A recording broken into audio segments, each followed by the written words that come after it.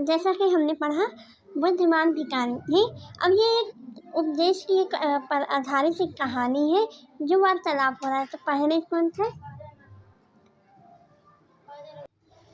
जैसे कि दो ऋषि रहते हैं जिसका नाम एक है शौनक और एक है अभिप्रातारिणी। ये थोड़ा नंबर है। अभिप्रातारिणी नाम के दो ऋषि रहते थे जो आत्मा की उपासना करते थे। तो एक बार जो ही वो भोजन करने के लिए बैठते हैं, एक भिखारी आया और भोजन मांगने लगा। तो शौनक ने कहा, जो शौनक ऋषि थे उन्होंने कहा, तो उस शौनक नाम के जो ऋषि रहते थे उन्होंने कहा, हम तुम्हें कुछ नहीं दे सकते। भिखारी ने पूछा, दिग्जन आप किसकी उपासना करते हैं? तो अभिप्रातारिणी ने उत्तर दिया, सार्वभौमिक आत्मा की। ओ, इसका मतलब आप यह जानते हैं कि स्वाभाविक आत्मा संपूर्ण विश्व में विद्यमान है। मतलब आत्मा जैसी जो चीज़ है वो दुनिया में कहीं नहीं है। तो ऋषि ने कहा, हाँ हम ये जानते हैं। भिखारी ने फिर पूछा, अगर आप सार्वभौमिक आत्मा संपूर्ण विश्व में विद्यमान है तो यह मेरे अंदर भी विद्यमान है। मैं कौन हूँ? मैं इस विश्व का ही एक भाग ही हूँ। तो तुम सच बोलते हो युवा ब्राह्मण। इसलिए हे ऋषियों, मुझे भोजन ना देकर आप उस सार्वभौमिक आत्मा को भोजन देने से मना कर रहे हैं। भिखारी इस बात की सच्चाई जानकर ऋषि ने उसे भोजन दे दिया है। तो एक भिखारी जो बुद्धिमान भिखारी कहा गया है उपदेश में, उसकी व्याख्या की गई है कि एक बुद्धिमान भिखारी आता है और वो दो ऋषि बैठे रहते हैं। वो जो आत्मा की उपासना करते हैं उनसे खाना मांगता है। तो कहता है कि नहीं, तुम्हारे लिए यहाँ कुछ नहीं है, मैं कुछ नहीं दे सकता। तो वो जो बुद्धिमान भिखारी रहता है वो पूछता है कि आप किसकी उपासना करते हैं?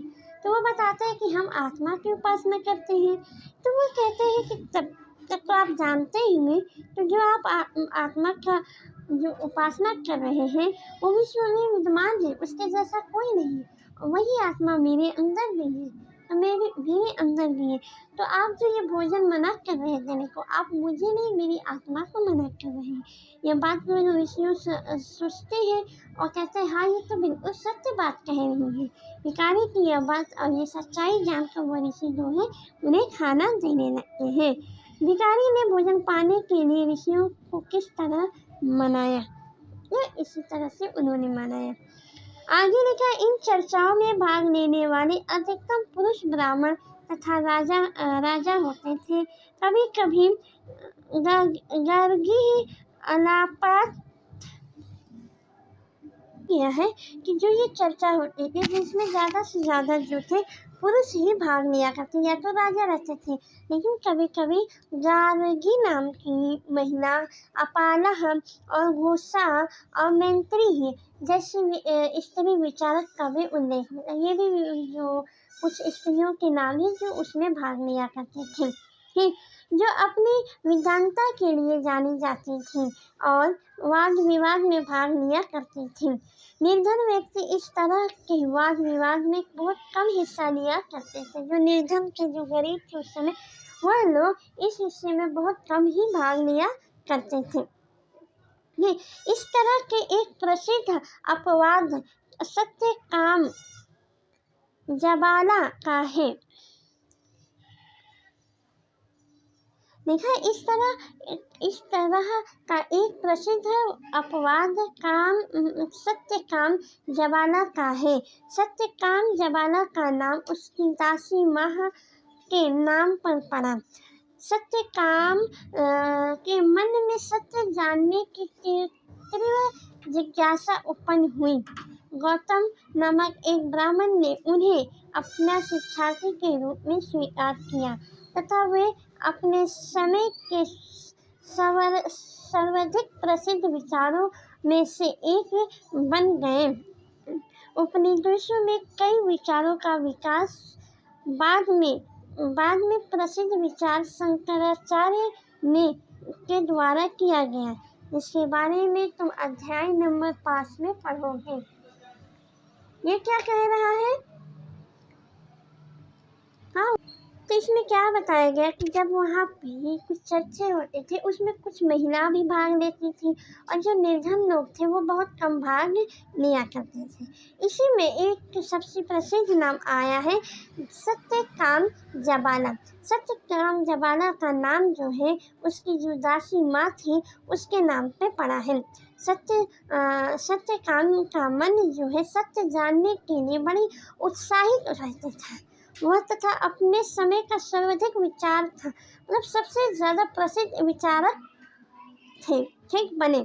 फिर इसके बाद लिखा है कि उपनिवेशों में कई विचारक का विकास हुआ, जब बहुत सारे विचारक आए, नए नए विचार लेके आए। तो सबसे प्रसिद्ध जो है शंकराचार्य द्वारा किए गए थे, जो कक्षा 7 के अध्याय में हम पढ़ेंगे कि कौन कौन से नए नए विचारक थे।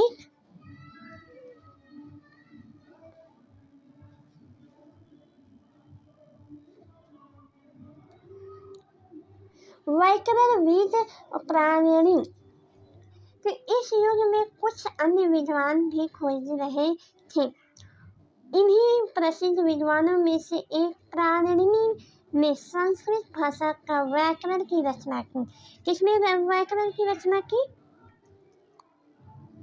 ये प्राणिनि ने और जो है व्याकरण की रचना की है। उन्होंने स्वर तथा व्यंजन को एक विशेष क्रम में रखा, उसके आधार पर सूत्र की रचना की। यह सूत्र बीज गणित के सूत्र में काफी मिलता जुलते हैं। इसका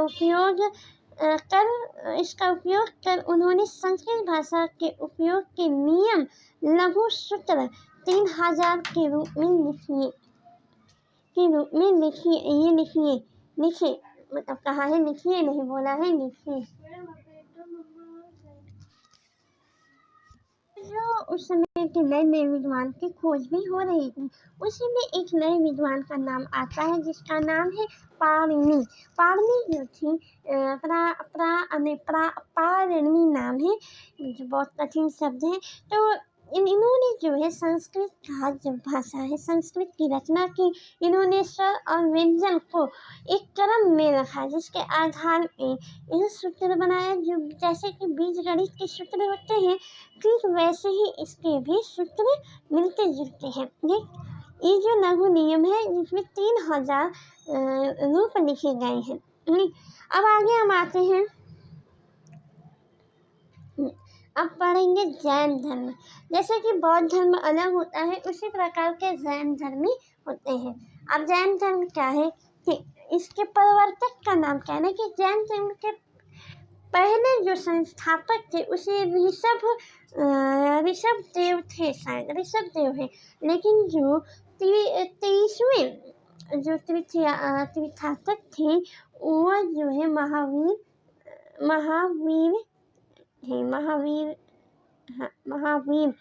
नाम है उनका, वो थे। तो ये जो मैंने बताया है जो 23वें वो आखिरी थे, इसी के बारे में हम पढ़ेंगे जैन धर्म को विस्तार से।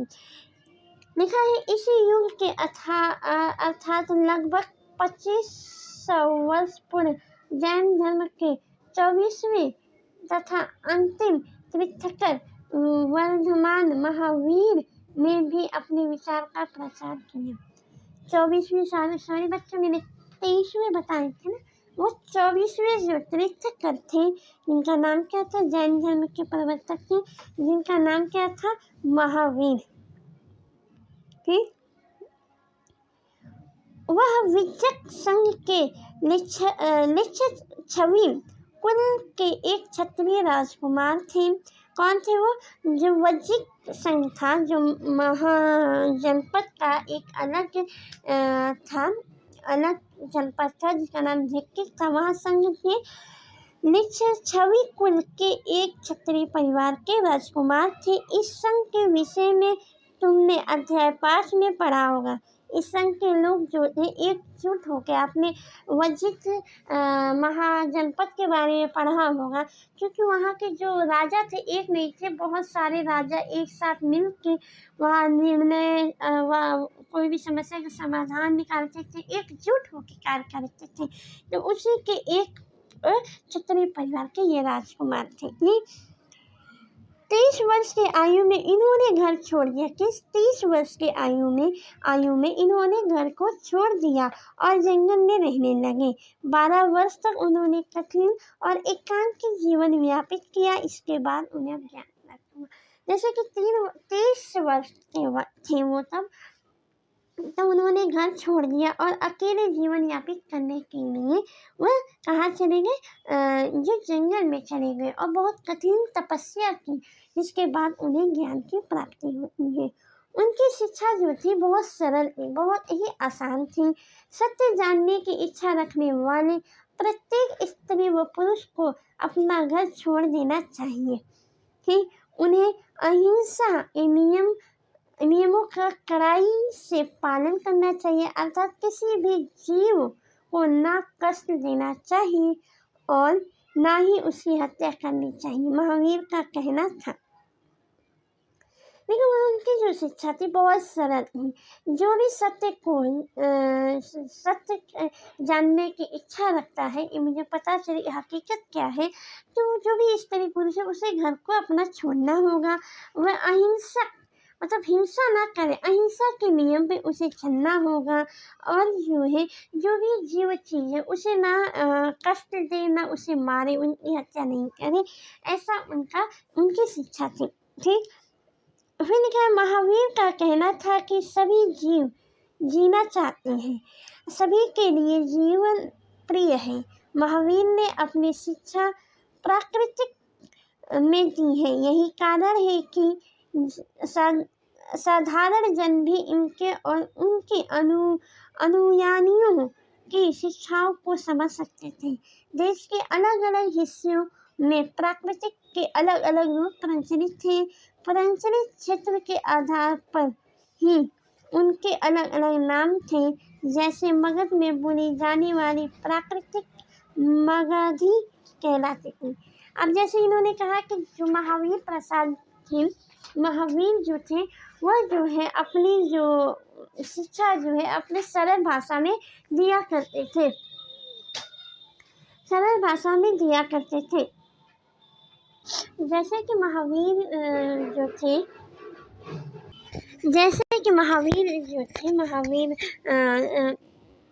महावीर जी थे जो जैन धर्म के 24वें तीर्थक थे। वह जो है अपने उपदेश जो है सरल भाषा में और प्राकृतिक भाषा में देते थे। जैसे हर एक स्थान की अपनी प्राकृतिक भाषा होती है। जैसे पंजाब की पंजाबी होती है, गुजरात की गुजराती होती है, उसी तरह मगध की मगधी भाषा थी। तो वो उनके प्राकृतिक भाषा में उपदेश देते थे, जिससे वह उपदेश जो है आसानी से लोगों को समझ में आ जाती थी और उनका पालन करते थे। इनकी ये उपदेश क्या था, शिक्षा क्या थी, यही थी कि जो जीव जो है उन्हें ना मारा जाए। फिर है कि अहिंसा के जो नियम है उस पर चलना चाहिए, और जो सत्य की खोज करना चाहता है वो अकेले शिक्षा प्राप्त करने को निकले, वो सत्य की खोज करेगा। तो इस छोटी छोटी चीज़ें उनके उपदेश में आया था। ठीक, जैसे लिखा है जैन नाम से जाने गए महावीर के अनुयोगी को भोजन के लिए भिक्षा मांगकर सदा जीवन बिताना होता था। अब जैसे जैन धर्म थे वो भी जो भी शिक्षा देते थे वह जो है भिक्षा के रूप में क्या मांगते थे, भोजन से मांगते थे। उन्होंने पूरी तरह से ईमानदार होना पड़ता है। जो भी ये अगर जैन धर्म के की तरह जीवन यापन करना चाहते हैं तो उन्हें सबसे पहले पूरी तरह से ईमानदार होना पड़ेगा तथा चोरी ना करना, और उन्हें सख्त हिदायत दी है। मतलब ये जो है अगर जैन धर्म के उपदेश का अगर जो भी पालन करना चाहता है या उनके जैसे बनना चाहता है वह जो है ईमानदार होना चाहिए और सबसे जो चोरी ना करना चाहिए, ये सख्त हिदायत है। उन्हें ब्रह्मचर्य का पालन करना होता था। ठीक, पुरुषों और वस्त्रों सही सब कुछ त्याग करना था। जो भी महावीर जी थे, वो जो थे भोजन वस्त्र लेके, और जो भी वस्तु हुआ करते थे उन सबको त्याग करना पड़ता था और ईमानदार होना पड़ता है। उनके जैसे बनना चाहता है जो भी, और चोरी ना करे, सबसे पहला सत्य, ये सबसे पहला एक नियम है या एक सख्त हिदायत दी गई है कि आप चोरी नहीं करना चाहिए, आप ईमानदार होने चाहिए। तो उस समय के जो भी महावीर थे, वो उनके पास ये सारे गुण पाए जाते थे।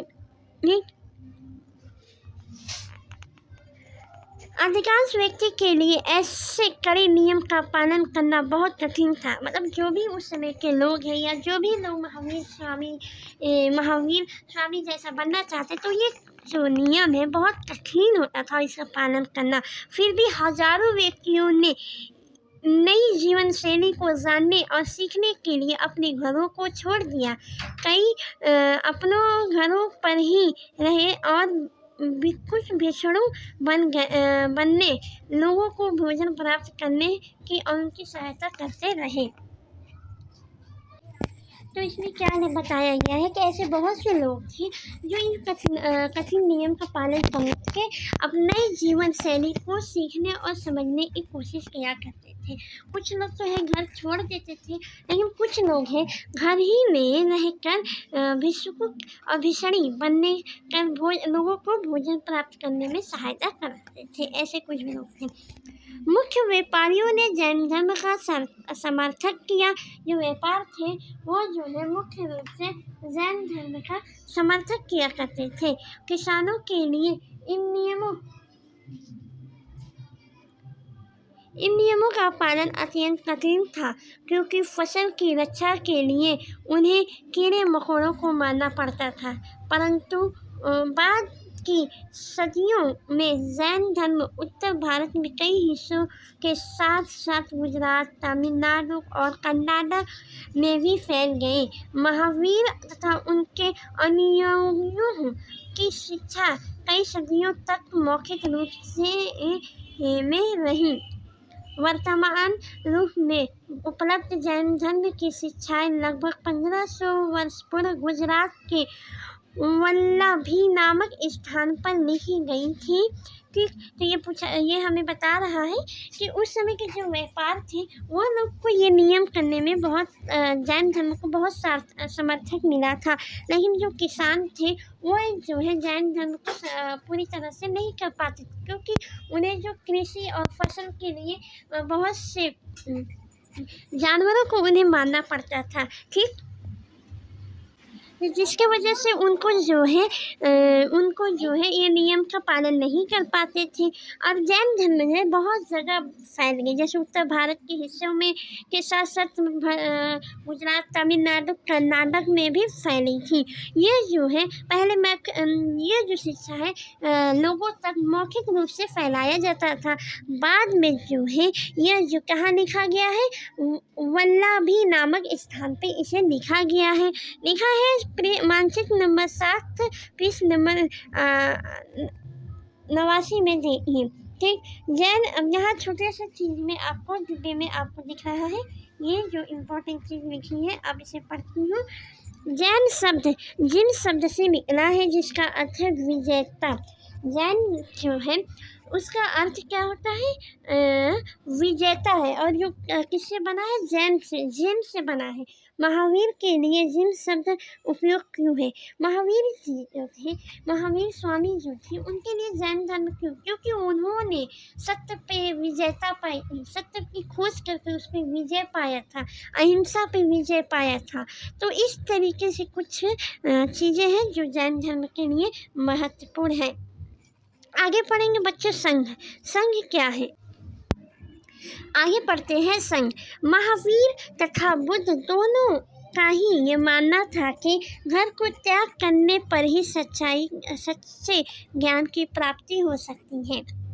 महावीर जो थे, महावीर स्वामी और महात्मा बुद्ध जो है, इन दोनों का ये मानना था कि सत्य की जो खोज है या सत्य पे जो ज्ञान की प्राप्ति है वह कब होता था, जब वह घर को त्याग करते हैं, तभी उसके सच्चे ज्ञान की प्राप्ति कर पाएंगे। फिर ऐसे लोगों के लिए उन्होंने संघ नामक संगठन बनाया था, जहाँ पर घर को त्याग करने वाले लोग एक साथ रह सकें। इन्हें जो शिक्षा इन्होंने तो जंगल में ज्ञान प्राप्त की थी, तो इन दोनों ने ही ऐसे लोगों के लिए एक तरीके का समझे कि पाठशाला जो कहते हैं स्कूल आज के समय, तो उस समय जो संघ कहा जाता था उन्हें उसे ही उन्होंने बनाया था, जहाँ के उस समय के ज्ञान प्राप्त के लिए वो अपने घर और को छोड़कर वहाँ आके रहे। अब इसमें लिखा है संघ में रहने वाले बौद्धिक भिक्षुकों के लिए बनाए गए नियम विनय पिटका नामक ग्रंथ में मिलता है। जो बौद्ध धर्म के नियम जो बनाए गए थे, जो वहाँ जो पढ़ने के लिए वहाँ आते थे शिक्षा प्राप्त करने के लिए, उनके लिए कुछ नियम बनाए गए हैं जो किसमें मिलते हैं, विनय पिटका में। ठीक, विनय पिटका से हमें यह पता चलता है कि संघ में पुरुष और स्त्री के रहने की अलग अलग व्यवस्था थी। सभी व्यक्ति संघ में प्रवेश ले सकते हैं। हर एक व्यक्ति जो भी शिक्षा प्राप्त करना चाहता है वह उसमें प्रवेश ले सकता है। हालांकि संघ में प्रवेश के लिए बच्चों को अपने माता पिता से, दासों को अपने स्वामी से और राजा के यहाँ काम करने वाले लोगों को राजा से और कर्जदारों को अपने देनदारों की अनुमति लेनी होती थी। एक स्त्री को उसके लिए अपने पति की अनुमति लेनी होती थी। अब मतलब जो संघ में प्रवेश लेना चाहता है उसके लिए कुछ शर्तें थी, जैसे कि जो अगर कोई बच्चा है उसमें पढ़ना चाह रहा है, शिक्षा लेना चाहता है, तो वो अपने माता पिता से अनुमति लेंगे। जो दास थे वो अपने दास मतलब हमने बताया जो गुलाम है, तो गुलाम जो है वो अपने स्वामी, जो उसका जो स्वामी होता था, जो मालिक होता था, उससे अनुमति लेता था। जो राजा थे उनके जो काम करने वाले थे उनसे वो अनुमति लेता था। जो कर्जदार है वो अपने कर्जदार जो देने वाला है उससे अनुमति लेना था। और जैसे कि स्त्री अपनी पत्नी से कि मैं यहाँ जा रही हूँ शिक्षा देने, अगर वो अनुमति देते थे तब ये जाती थी, अगर नहीं देते थे तो फिलहाल वो नहीं जाती थी। संघ में प्रवेश लेने वाली स्त्री और पुरुष बहुत सादा जीवन जीते थे। वे अपना अधिकतम समय ध्यान करने में बिताते थे और दिन के एक निश्चित समय में वे शहर तथा गांव में जाकर भिक्षा मांगते थे। अब देखिए क्या भिक्षा मांगते थे, भिक्षा के रूप में क्या मांगते थे आपको पता है, भोजन मांगते थे। मैंने ऊपर बताया था कि भोजन, भिक्षा के रूप में वो भोजन मांगते थे। तो ये लोग जो है जो संघ था उसमें सादा जीवन यापित करते थे और हर वक्त ध्यान में मतलब शिक्षा प्राप्त करने में ध्यान दिया करते थे और एक निश्चित समय बना हुआ था, उसी समय घर घर जाके भोजन मांगा करते थे। यही कारण है कि उन्हें भिक्षुक या भिक्षुणी कहा जाता है, जो कि आज के रूप में हम साधु कह सकते हैं उन्हें। वे आम लोगों को शिक्षा देते थे और साथ ही एक दूसरे की सहायता भी करते थे। किसी तरह की आपसी लड़ाई का निपटारा करने के लिए वे साथ बैठक भी किया करते थे। वो शिक्षा भी देते थे, जो जहाँ जाते थे उन्हें शिक्षा भी देते थे और उसे भोजन के रूप में भिक्षा लेते थे। एक दूसरे की सहायता भी करते थे कि और आपसी लड़ाई हो जाती थी तो उसमें बैठ के वो बात भी किया करते थे। संघ में प्रवेश लेने वाले ब्राह्मण, क्षत्रिय, व्यापार मजदूर, नाई, गणितज्ञ और दास शामिल थे। ये सारे लोग ब्राह्मण के बच्चे, क्षत्रिय जो होंगे, व्यापार करने वाले जो होंगे, नाई जो है, गणितज्ञ जो दास है, गुलाम जो है, ये सब इसमें प्रवेश ले सकते थे।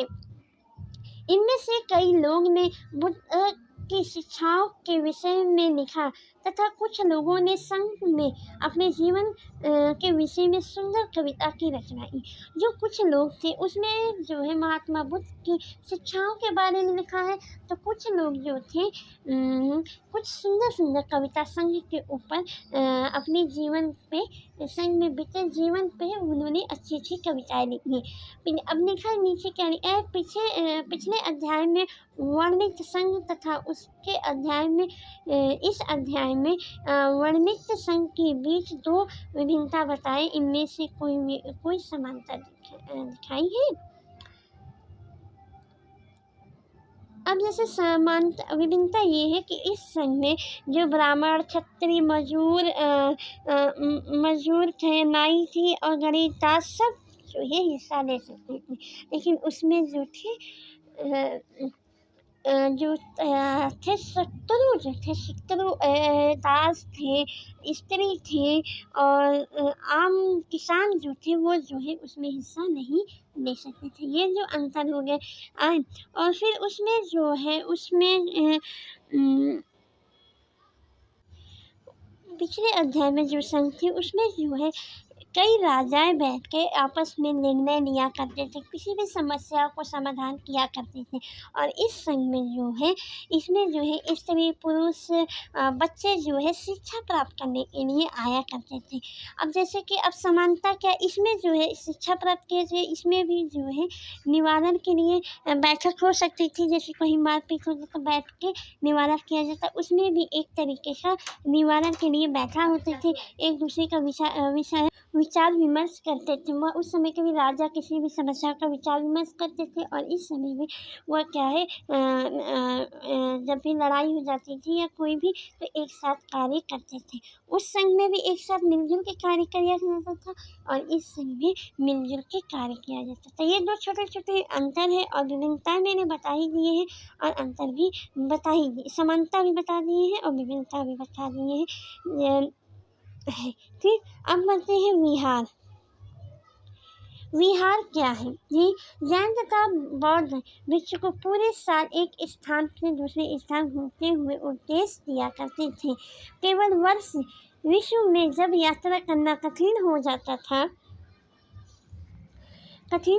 था तो वे एक स्थान पर निवास करते थे।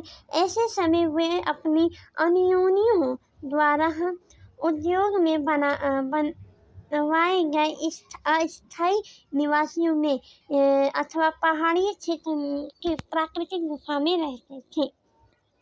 अब आपके मन में होता होगा ये लोग जैसे कि बता रहे हैं कहाँ रहते थे, आपके मन में होगा ये जो स्थान आप देख रहे हैं यहाँ पे होते थे। वो जो हमेशा जो है उपदेश जो है एक स्थान से दूसरे स्थान तो दिया करते ही थे, घूम घूम के दिए थे। लेकिन जब गर्मी आती होगी, भीषण गर्मी जिसमें यात्रा करना संभव नहीं हुआ करता होगा, तो उस समय क्या करते होंगे वो एक जगह स्थायी जगह वो जाके रहते थे। वो कहाँ का पहाड़ी के क्षेत्र में एक गुफा में रहते थे, इसलिए कि पहाड़ भी आप देखें एक गुफा की तरह है, इसमें जाके वो लोग है उस समय अपने जीवन यापित करते थे। जैसे जैसे समय बीतता गया भिक्षुक और भिक्षुणियों ने स्वयं तथा उनके समर्थकों ने अधिक स्थायी शरण स्थलों का आवश्यकता का अनुभव किया। तब कई शरण स्थल बनाए गए जिन्हें विहार कहा गया। आरंभिक विहार ये जो है विहार है, यहीं पे लोग जो है अभी अपने जब उपदेश देते थे और उपदेश देते थे जब भीषण गर्मी होता था तो उसके लिए वह इस स्थान पे जाके अपने जीवन को अव्यापित करते थे। ठीक,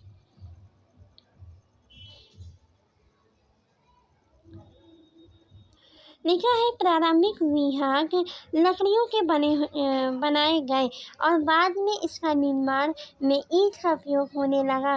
पश्चिम भारत में विशेषकर कुछ विहार पहाड़ियों को खोदकर बनाए गए हैं। और इसमें कहा गया जब प्रारंभिक विहार बनाया जा रहा था विहार तो वो लकड़ियों के थे, लेकिन बाद में ईंटे का उपयोग भी किया गया। लेकिन जो भारत के जो पश्चिम भारत है वहाँ पे जो है गुफाओं को खोदकर भी एक विहार तैयार किया गया, जो ऊपर की मैंने पिक्चर में आपको बताया है। ठीक, लिखा है प्रायतः किसी धनी व्यापारी, राजा तथा भूस्वामी द्वारा दान में दी गई भूमि पर विहार का निर्माण होता था। क्योंकि ये विहार का निर्माण आपको कहाँ होता था, तो जो राजा थे दान में दे देते थे, जो धनी थे और जो भूस्वामी थे पुण्य पाने के लिए वो जो अपने दान में दे देते, उसी स्थान पे ये लोग विहार बनाते थे। स्थायी व्यक्ति भिक्षुणियों के लिए भोजन, वस्त्र तथा दवाइयाँ लेकर आते थे। इसके बदले यह भिक्षुक और भिक्षुणी लोग को शिक्षा देते थे।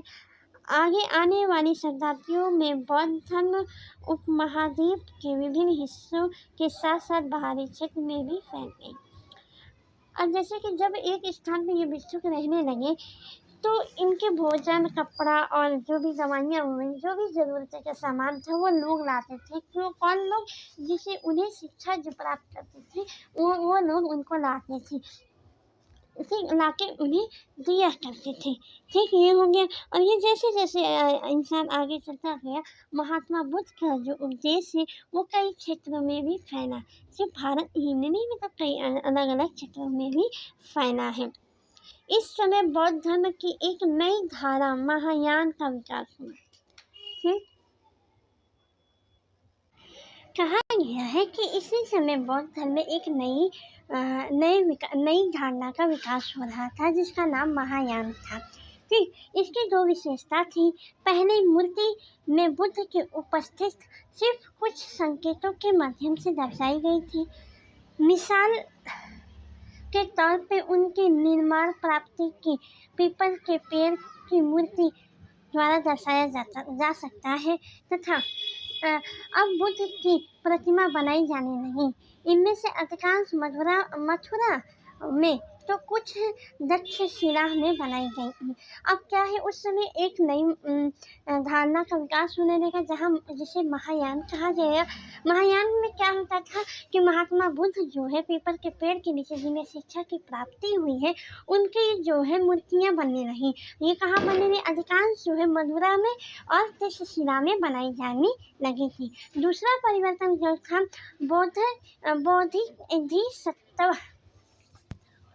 बौद्धिक सत्व में आस्था को लेकर आया। ये दो परिवर्तन थे। पहला तो परिवर्तन ऊपर आ गया कि मूर्तियां बनाने लगे थे महात्मा बुद्ध की, वो भी ऐसी मूर्तियां, कुछ संकेत जिससे कि महात्मा बुद्ध पीपल के पेड़ के नीचे शिक्षा प्राप्त करते हुए या उपदेश देते हुए इस तरह की मूर्तियां का विकास हुआ जो मथुरा में और त्रिशिला में बनाए गए। दूसरा जो था बौद्धिक सत्व, ये जो है लेकर आस्था में आई। बौद्धिक सत्व उन्हें कहते थे जो ज्ञान प्राप्त करने के बाद एकांतवास करते थे। वास करते हुए ध्यान और साधना करते थे, लेकिन ऐसा करने के बजाय वे लोगों को शिक्षा देना और मदद करने और संसारी परिवेश में रहना ठीक समझते थे। जैसे कि ये जो लोग थे जो शिक्षा प्राप्त कर लेते थे और एकांत में रहने के बजाय वह जो है संसार के जो प्रवेश में है रहना अच्छा समझते थे। क्यों? क्योंकि वहाँ के लोगों को शिक्षा प्राप्त करा सके और उनकी जो समस्या है उनमें उनकी मदद कर सके। इन्होंने ये लोग ये ठीक समझते थे। धीरे धीरे बौद्ध तत्व पूरी की पूजा लोकप्रिय हो गई और पूरे मध्य एशिया, चीन और बाद में कोरिया तथा जापान तक इसकी जो है आलोचना या फैल गई।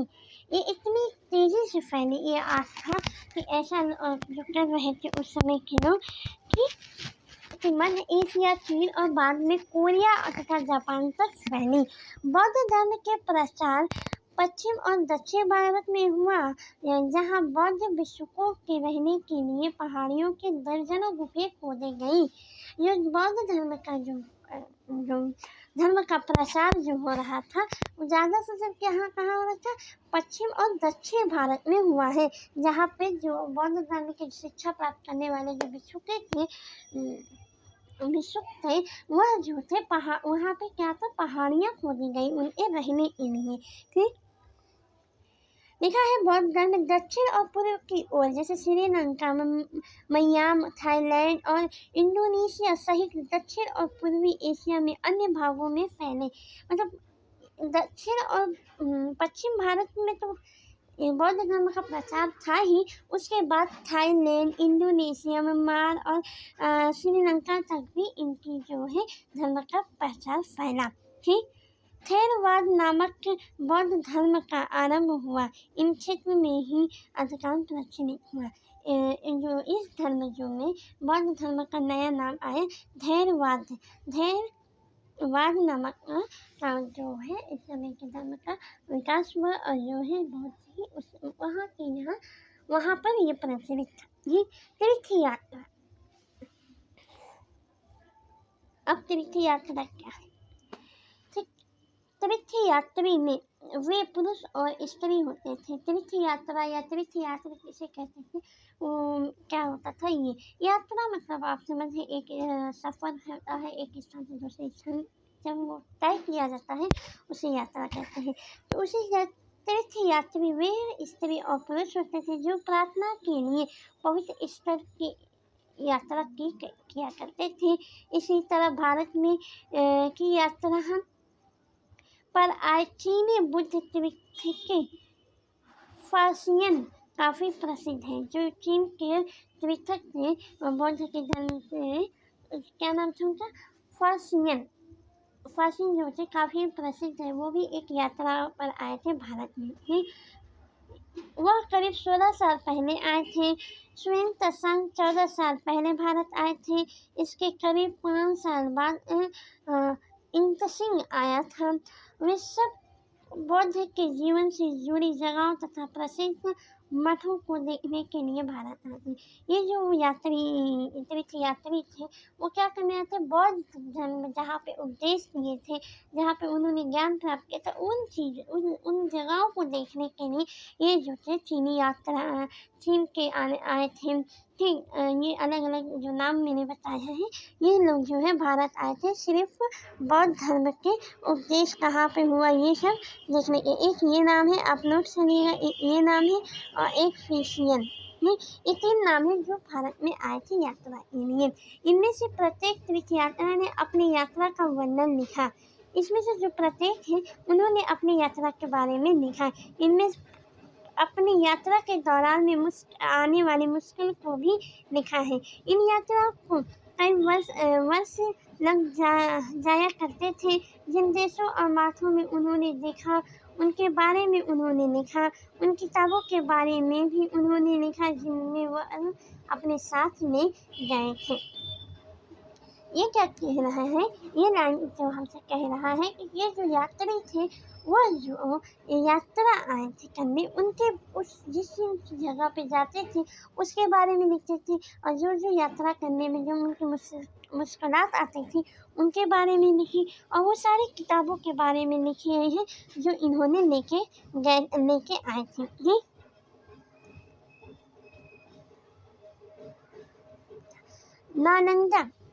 नालंदा क्या है?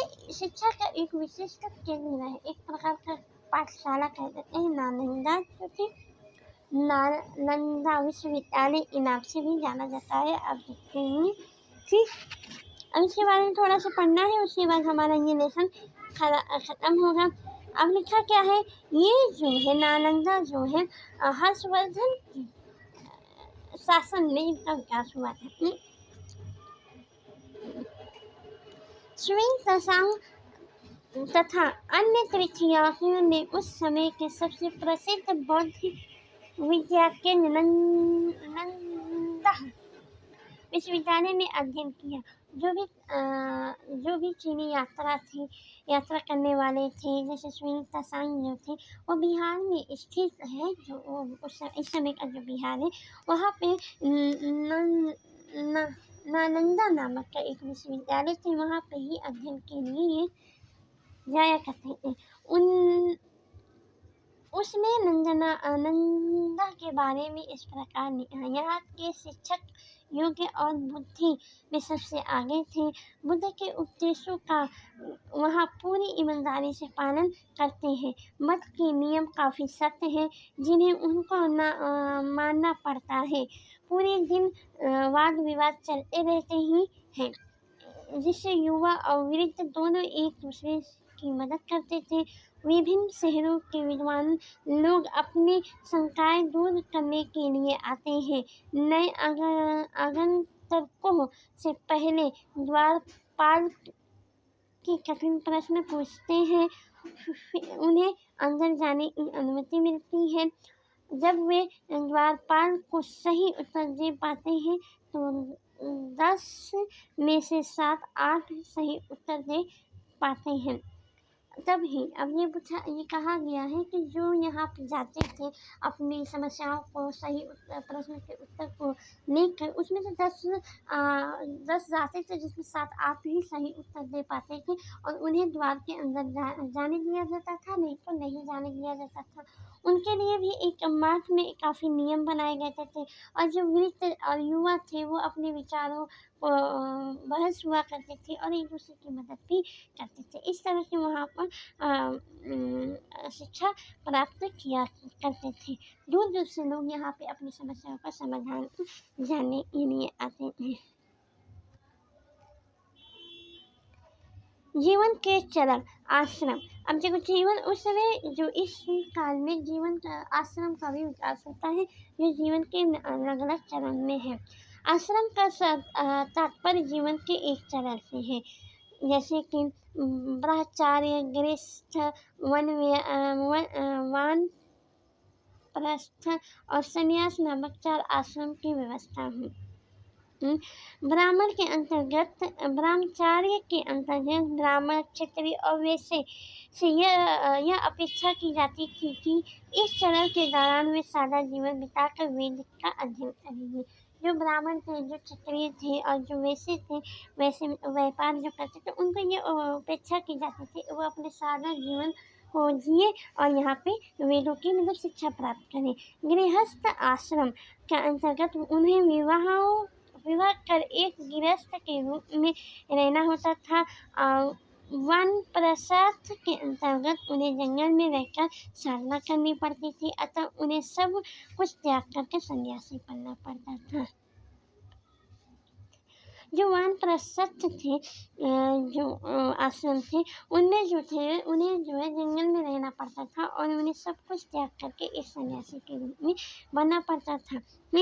आश्रम व्यवस्था ने लोगों को अपने जीवन में कुछ न कुछ हिस्सा ध्यान में लगाने पर बल दिया। जो ये आश्रम थे, ये जो है अपने अपने क्षेत्र में कुछ न कुछ हिस्सा लगाने के लिए बल देता है। जैसे कि ब्रह्मचारी है, वो जो है कुछ नहीं, सादा जीवन जिएंगे और क्या है शिक्षा प्राप्त करेंगे, सिर्फ ये उनका काम हुआ करता था। जो गृहस्थ आश्रम थे, उनका ये काम हुआ करता था कि विवाह करके एक गृहस्थ के रूप में शिक्षा प्राप्त करना रहता था। और जो वानप्रस्थ थे, वह जो है जंगल में जाकर रहते थे, जो कि सन्यासी के रूप में जीवन यापित करते थे। ये कुछ आश्रम है जो कि बहुत ही इम्पोर्टेंट है। अब इसे नोट में लिखिएगा, बहुत ही इम्पोर्टेंट, ये हिस्सा पढ़ने वाली चीज़ है, अब इसे ध्यान से पढ़िएगा। इसी तरह आगे लिखा हुआ है हमारे आओ याद करें। अब इसमें आओ याद करें है, तो ये जो तारीख आप देख रहे हैं ये भी इम्पॉर्टेंट है। जैन धर्म, बौद्ध धर्म का कब विचार हुआ, कब उनकी ग्रंथाएँ, ग्रंथियाँ, लेखक, किताबें कब लिखी गई, इसके बारे में हमें इस समय तारीख का पता चलता है। फिर अब लिखा है कि आओ याद करें। बौद्ध ने लोगों तक अपने विचार का प्रचार करने के लिए किन किन बातों को जोर दिया है। जो बौद्ध धर्म के ने हम लोगों को अपने विचारों का प्रचार करने में क्या हमें बताया। बौद्ध धर्म का विचार क्या था, शिक्षा क्या थी, आपको याद है ऊपर के अध्याय में हमने पढ़ा था। ये बौद्ध धर्म का जो था, उन्होंने 29 साल के बाद सन्यासी बन गए थे। उनका कहना है कि सत्य की खोज करना है और सत्य ज्ञान प्राप्त करना है तो उन्हें जो है अपने घर को छोड़ना होगा। दूसरा है अहिंसा। क्या था, अहिंसा का पालन करना होगा। फिर ये जो नियम थे कि एक चीज़ है कि जैसे कि अहिंसा का पालन करना था। तीसरा यह था कि दयालु बनो और जो जीव है, जानवर है, उनके प्रति आदर रखो और अपनी इच्छाओं को आत्मसंयम करो। ये उनके विचार थे। ये हमें इन बातों को जोर देते थे कि अपनी इच्छाओं को संयम करो। ये अब लिखा है सही गलत का वाक्य बनाओ। सही गलत वाक्य बताओ। अब देखो, क्या बुद्ध ने पशु बलि पशु बलि को बढ़ावा दिया नहीं, इन्होंने कहा है कि पशुओं को, जानवरों को क्या करने को किया, उनका आदर करने के लिए कहा गया। इसमें क्या है, जानवर और पशु को बौद्ध धर्म में और क्या करने को कहा है, आदर करने को, इसलिए पशु बलि करने को बढ़ावा नहीं दे, इसे काटना है। फिर बौद्ध द्वारा प्रथम उपदेश सारनाथ में देने के कारण इस जगह को बहुत महत्व है। ये भी है, यहाँ ये बात सही है, वहाँ पे महात्मा बुद्ध ने प्रथम उपदेश दिया था, इसलिए उस जगह का महत्व है। नहीं, बुद्ध ने शिक्षा दी सॉरी बच्चों, बुद्ध ने शिक्षा दी कि कर्म से हमारे जीवन पर कोई प्रभाव नहीं पड़ेगा। क्यों नहीं? उन्होंने साफ साफ कहा है कि आप अपना कर्म करते जाइए, उसका चाहे प्रभाव अच्छा हो या बुरा, उसका जो है अच्छे कर्म का जो है जीवन पे प्रभाव जरूर पड़ता है। तो ये जो है ये गलत कहा गया है कि इसका कर्म पे जो हमारे जीवन पे प्रभाव पड़ता ही पड़ता है, चाहे वो अच्छा पड़े या बुरा पड़े। ये लिखा है बौद्ध ने बोध गया में प्राप्ति की थी। हाँ, बोध गया ही में उन्होंने पीपल के पेड़ के नीचे उन्हें ज्ञान की प्राप्ति हुई थी।